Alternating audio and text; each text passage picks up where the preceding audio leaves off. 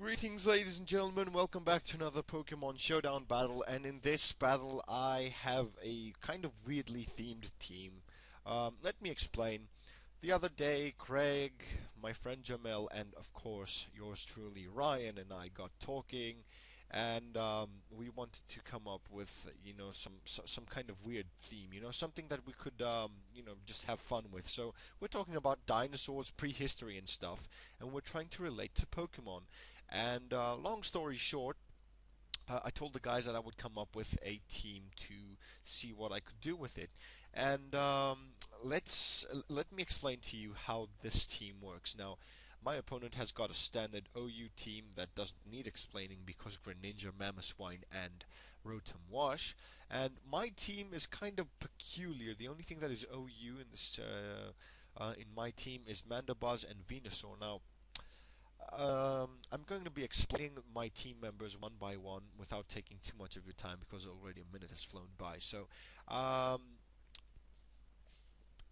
do not know the dinosaurs how they pronounce it in the English or Latin terminology, but I'm going to say it the way I know it because Greek and Latin are very close.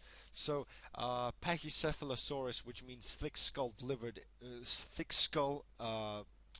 head or cranium, if you will, is going to be my Rampardos. Sorry, Venusaur looks like a dinosaur. It looks like a very big stubby frog, and these things used to be in the late Cretaceous or late Jurassic. I'm not sure, but it doesn't represent a frog. It represents a I don't remember which category it is. My friend Craig knows him better than me. Bastiodon has a castle for a face, so I do not know if it is supposed to be a prehistoric animal, but it reminds me of those ceratopsians that have those weird frills on their head.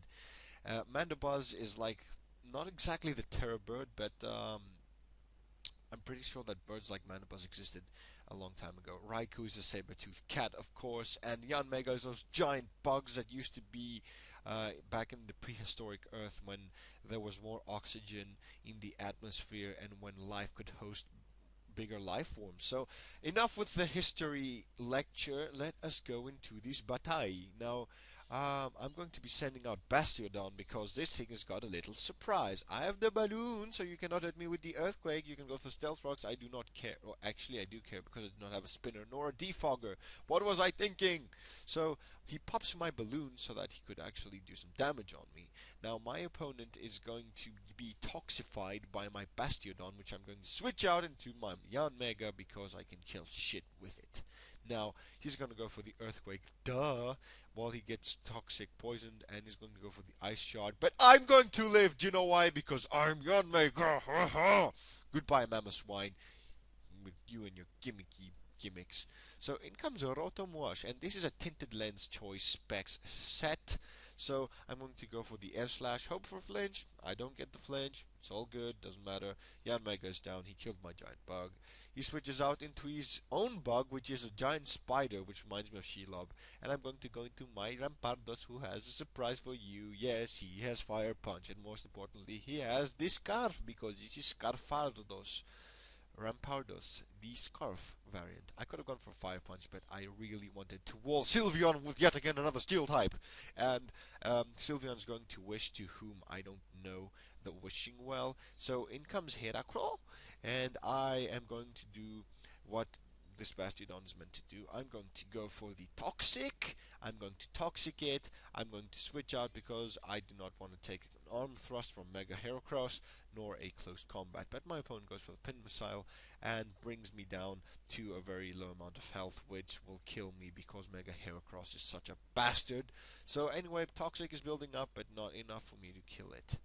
Now, I lose my most valuable wall. I mean, that Heracross was too much for my pecs. So I'm going to send in Scarfardos, and I predicted my opponent to predict me to go for the Fire Punch, which is why I opted for this. Head Smash! Choice Scarf Head Smash, ladies and gentlemen. It will get...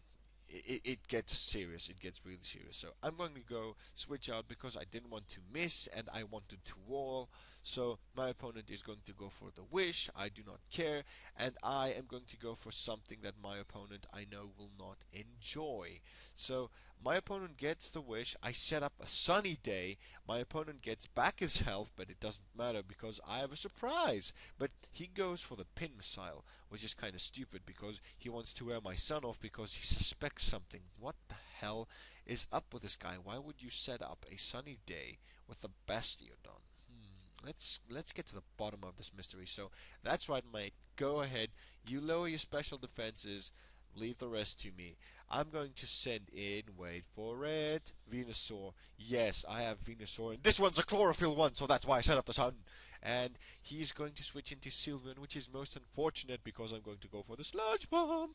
And I'm going to just completely puke all over that Sylveon and kill it because nice rainbow bowie things do not like to get puked on. So, in summary, I should actually have a Heat Rock or leftovers on Bastiodon. And actually, Heat Rock, I shouldn't prolong its life. It's supposed to set up Sun, maybe get a Toxic off and die, and that's the end of the story. So my opponent goes for Pin Missile. I'm like, do not kill Venus. I'm going to kill you, Heracross. So I'm like, okay, Raikou, get in there. Go for checkmate because Greninja is not going to survive a Thunderbolt from this beast. Now, this has lefties because I really like using the 3 legendary dogs, especially Suicune and Raikou, as a sub-calm set. Sub-calm mindset. So anyway, I'm going to go for the Thunderbolt. It's not going to kill, so my opponent is going to kill himself eventually in 2 attacks from the Life Orb. Raikou is going to live. Rampardos is going to remain untouched, and even though I get the flinch, it doesn't matter because I am victorious, and that is the game, ladies and gentlemen. So, this was my first attempt to make a prehistoric-based team of Pokemon to try and make, you know, different kinds of dinosaurs or lizard-looking things or anything, and expect to see some very creative shit from my friend Craig because we will battle this and so on. And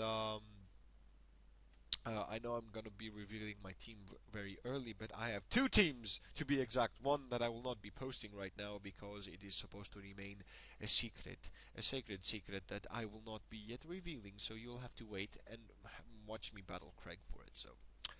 That is all I had to say. Thank you all very much for watching, and I will see you in the next video, which will be Pokemon Dark Rising Part 4, y'all. So, I will see you guys next time. Thank you for watching.